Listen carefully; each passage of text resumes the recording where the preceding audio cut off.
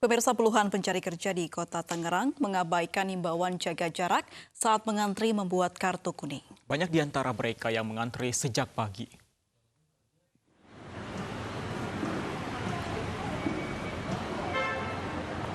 Para pencari kerja ini mengantri panjang untuk mendapatkan kartu kuning dari Dinas Tenaga Kerja Kota Serang, Banten. Antrian para pencari kerja yang datang untuk membuat dokumen lamaran mencari kerja tersebut hingga keluar kantor Disnakertrans. Mereka pun tanpa mengindahkan jaga jarak sehingga rentan terhadap penyebaran COVID-19. Pencari kerja mengaku sudah mengantri dari pagi hari sejak kantor layanan baru dibuka karena ingin mendapatkan kartu tanda siap kerja atau kartu kuning. Pemerintah Kota Serang, Banten tidak menerapkan SOP dalam menghadapi new normal. Pasalnya, penerapan alat kesehatan berupa bilik penyemprotan disinfektan hanya dipasang di bagian depan loket saja.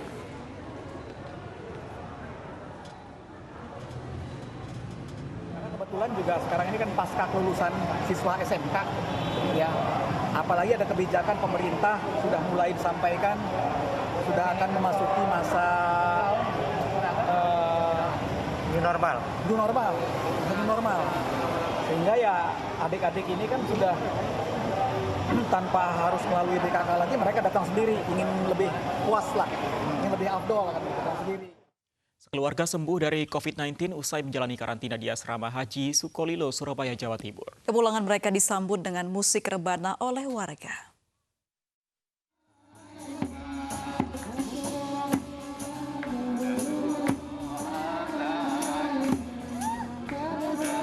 Dengan musik rebana dan salawat, warga di Kecamatan Wonocolo, Surabaya, Jawa Timur menyambut keluarga Darmuji, pasien COVID-19 yang dinyatakan sembuh dan diizinkan pulang. Selama 14 hari, mereka menjalani isolasi di Asrama Haji Sukolilo, Surabaya. Pasien positif bernama Nurul Maslahah pun tak kuasa menahan tangis saat memberi ucapan terima kasih kepada warga yang telah memberi bantuan serta dukungan hingga ia sembuh dari COVID-19. Alhamdulillah keluarga kami sudah kembali dan sehat. Amin. Kami mengucapkan terima kasih kepada Bapak Camat, Kelurahan, terutama Puskesmas yang selama ini memperhatikan kami. Bahkan dokter-dokternya sampai malam pun memantau kami. Tak henti-hentinya Puskesmas bahkan stafnya tidak pernah lelah, tidak pernah mematikan HP hingga tiap kali saya ada keluhan. Tujuan penyambutan ini agar warga yang dinyatakan sembuh dari COVID-19 bisa percaya diri dan dapat kembali beraktivitas seperti sedia kala. Sementara itu, Camat Wonocolo, Surabaya juga mengimbau kepada masyarakat untuk tetap waspada dan patuhi protokol kesehatan. Ibu sekalian sudah 2 kali swab negatif dan dinyatakan sembuh. Tapi tetap juga harus memperhatikan kesehatan pribadi, ya, jaga jarak, ya, cuci tangan, ya, pakai masker.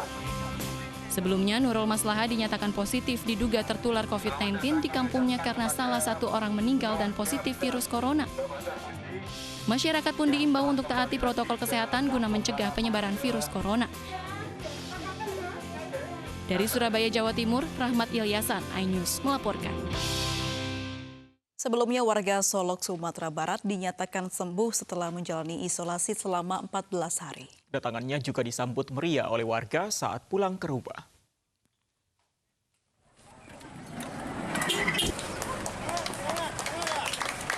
Dengan menggunakan ambulans, Dayat, seorang pasien yang dinyatakan sembuh dari virus COVID-19, tiba di kampung halamannya di Perumahan Indah, Kelurahan Nanbalimo, Kecamatan Tanjung Harapan, Kota Solok, Sumatera Barat.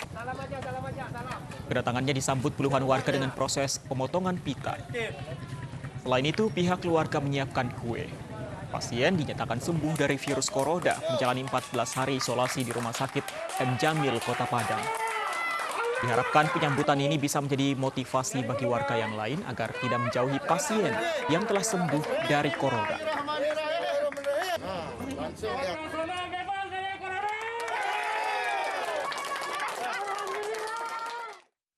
Pemirsa, seorang polisi di Jember, Jawa Timur membagi-bagikan sayur mayur gratis kepada warga setiap pagi. Sayur dibagikan untuk meringankan ekonomi warga di tengah pandemi corona.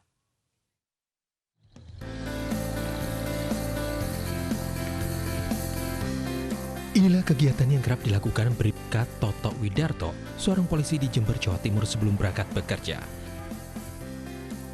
Bribka Toto membawa sayur mayur segar di sepeda motor untuk dibagikan kepada warga.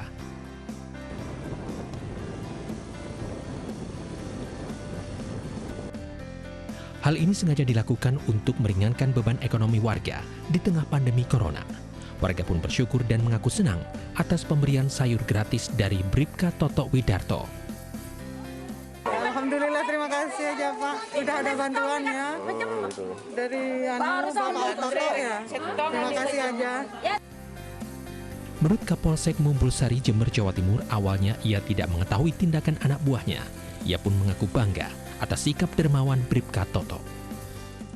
Nah, ini ditindaklanjuti oleh anggota saya ini, Pak Babin Kamtibmas Desa Kawangrejo. Pak Bribka Toto ini dengan memunculkan ide dia sendiri. Sebenarnya saya sebelumnya tidak tahu, ya, hanya dengan saya kasih gambaran-gambaran bahwa kita harus kerja ikhlas dan sebagainya. Akhirnya dia punya ide di tengah pandemi ini, dia punya ide untuk memborong sayuran di pasar, kemudian dia bagi-bagikan gratis, secara gratis. Sayur mayur ini disiapkan bersama istri Bribka Toto setiap pagi. Usai membagikan sayur gratis, Bribka Toto langsung menuju kantornya dengan menempuh 20 km perjalanan. Dari Jember, Jawa Timur, Bambang Sugiarto, iNews melaporkan. Dan pemirsa, saat ini sudah bergabung bersama kami Bribka Toto Bin Kamtibnas Polsek Mumbulsari, polisi yang membagikan sayur gratis kepada warga. Selamat sore, Mbak. Baik, Pak Toto, apa itu untuk bisa membagikan sayur-sayuran ke Untuk binaan saya sekitar karena pandemi ini banyak yang tidak bekerja. Kan mayoritas di sana itu kerjanya pasang gigi sama tukang servis payung. Gitu. Jadi otomatis kan biasa keluar, sekarang nggak bisa keluar. Jadi di rumah saja lah. Jadi nggak bisa bekerja. Baik, Nah, sejak dari kapan situ, dan sudah berapa lama Pak Toto? mulai adanya pandemi virus corona ini, Mbak, untuk bagi-bagi sayurnya. Berarti sudah mulai dari bulan Maret ya Pak? Ya, mulai bulan Maret. Oke, sayuran berasal dari mana Pak Toto? Jadi saya sama istri saya belanja di pasar sebelah rumah, di desa tetangga gitu, beli sayur di situ. Ini tidak menanam sendiri ya Pak Toto ya? Iya, iya. Oke, Pak Toto ini bagi-bagi sayurnya sebelum berangkat ke kantor atau sepulang kerja atau bagaimana? Tidak mengganggu pekerjaan? Tidak, karena jam kerja saya kalau pagi itu jam 8 pagi. Gitu. Jadi saya habis subuh dari rumah, sebelum jam 6 sudah nyampe ke desa binaan, terus bagi-bagi sayur. Jadi sama sekali tidak mengganggu kegiatan saya sebagai polisi. Kalau tanggapan keluarga, khususnya mungkin istri ini ya, Pak Toto, ini bagi-bagi sayur, jangan-jangan di rumah sendiri juga Jadi uang belanjanya berkurang begitu, berkurang, apakah Pak begitu Toto? Pak Toto? Enggak, kalau tanggapan itu malah istri saya yang mendukung, yang punya ide pertama istri saya. Gitu. Oh begitu. Gitu. Jadi punya uang 100.000, bagaimana caranya uang itu untuk masyarakat banyak, bagaimana caranya gitu kan. Kalau kita belikan sembako, dapatnya cuma berapa. Terus istri saya ngomong, kalau dibelikan sayur bagaimana Pak gitu. Nah, dapatnya kan banyak. Gitu. Jadi ada dukungan dari istri saya. Baik, ada dukungan juga begitu ya Pak ya dari istri. Ya, betul. Pak Toto dan istri membagikan sayur ini kemana saja Pak? Lalu apa respon warga yang menerima sayur ini? Nah, untuk sayur yang saya bagikan untuk di wilayah Kecamatan Mumbulsari, terutama yang paling sering di desa binaan saya, Desa Kawangrejo. Gitu. Jadi respon warga itu sangat senang sekali Mbak. Jadi pagi-pagi mereka mau belanja, ada tukang sayur depan rumahnya saya gitu. Baik. Ada yang pernah barter tidak Pak Toto, yang mungkin malah memberikan kebutuhan pokok lain kepada Pak Toto? Sembako lain begitu ya? Tidak ada, tidak ada. Oke, berapa banyak Pak satu keluarga Anda memberi sayurannya Pak? Ada yang kan saya gratiskan, namanya ambil sendiri seperlunya gitu. Jadi masyarakat ngambil sendiri Mbak, nggak saya patokin berapa banyaknya gitu kan. Ada yang ngambil 1 macam, ada yang 2 macam gitu. Baik. Sampai kapan Pak Toto mau bagi-bagi sayur? Karena kalau misalnya nanti sudah kembali normal ini keadaannya, Pak Toto masih bagi-bagi sayur atau bagaimana? Ya Allah, kalau sama Allah tetap kita akan lakukan bagi-bagi sayur begini. Oke, luar biasa sekali.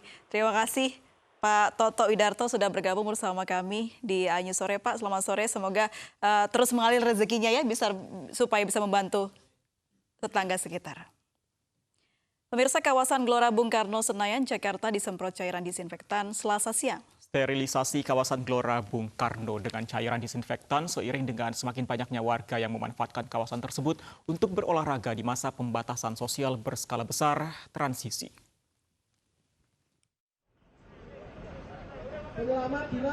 Pengelola Gelora Bung Karno bersama dengan Dinas Penanggulangan Kebakaran dan Penyelamatan Provinsi DKI Jakarta menyemprotkan cairan disinfektan di area Gelora Bung Karno, Senayan, Jakarta. Penyemprotan cairan disinfektan dilaksanakan untuk mensterilisasi area GBK pada Ring 3 dan Ring 4 yang merupakan jalan protokol dan juga halaman venue Gelora Bung Karno di masa PSBB transisi. Jadi kita menggunakan unit pompa yang nanti akan keliling di sekitar jalan-jalan lingkungan Gelora Bung Karno, terutama di trotoar-trotoar jalannya, dan yang menggunakan sprayer itu masuk ke dalam ruangan yang di stadionnya. Jadi kami akan keliling di stadionnya dengan menggunakan sprayer. Jadi ada dua tim yang terbagi. Penyemprotan cairan disinfektan ini akan dilaksanakan secara berkala ke seluruh venue yang ada di GBK. Selain penyemprotan, pihak pengelola GBK juga menerapkan protokol kesehatan ketat ke setiap pengunjung Gelora Bung Karno. Dari Jakarta, Nila Matsuna, Tri Julianti, Ari Setiawan, iNews melaporkan. Pemirsa, virus corona telah menjangkiti lebih dari 8 juta orang di dunia di lebih dari 200 negara. Anggota tim komunikasi gugus tugas COVID-19, Reza Broto Asmoro, mengingatkan pentingnya mematuhi protokol kesehatan karena COVID-19 sudah menyebar secara lokal. Ini hampir 8 juta orang di dunia terjangkit COVID-19. Penyebarannya merata di lebih dari 200 negara dan wilayah kedaulatan di seluruh dunia. Namun saat ini, SARS-CoV-2 bukan lagi virus import. Penularan saat ini terjadi secara lokal. Mayoritas terjadi karena kontak dengan pasien atau dengan orang yang tidak diketahui status kesehatannya. Saya perlu sampaikan, virus ini benar-benar ada, saudara-saudari. Maka, penggunaan masker yang baik dan benar sangat dianjurkan. Bahkan, wajib pada masa pandemi ini. Dan tentunya, cuci tangan menggunakan sabun dan air mengalir atau dengan cairan pencuci tangan yang mengandung alkohol. Dan yang paling penting, jaga jarak. Jumlah pasien positif COVID-19 di Indonesia terus bertambah menjadi total 40.400 orang. 2.231 diantaranya meninggal dunia, sementara 15.703 lainnya berhasil sembuh. Jumlah ini memberikan hasil untuk hari ini kasus positif sebanyak 1.106 orang. Sehingga akumulasinya menjadi 40.400 orang. Kalau kita rinci kasus positif masih didominasi penambahan pada beberapa provinsi. Di antaranya Jawa Timur hari ini melaporkan 245 kasus baru dan 71 sembuh. Sulawesi Selatan 175 kasus baru dan 44 sembuh. Kalimantan Selatan 169.000 dan 169 orang dan 6 sembuh. DKI Jakarta 101 kasus baru dan 134 sembuh.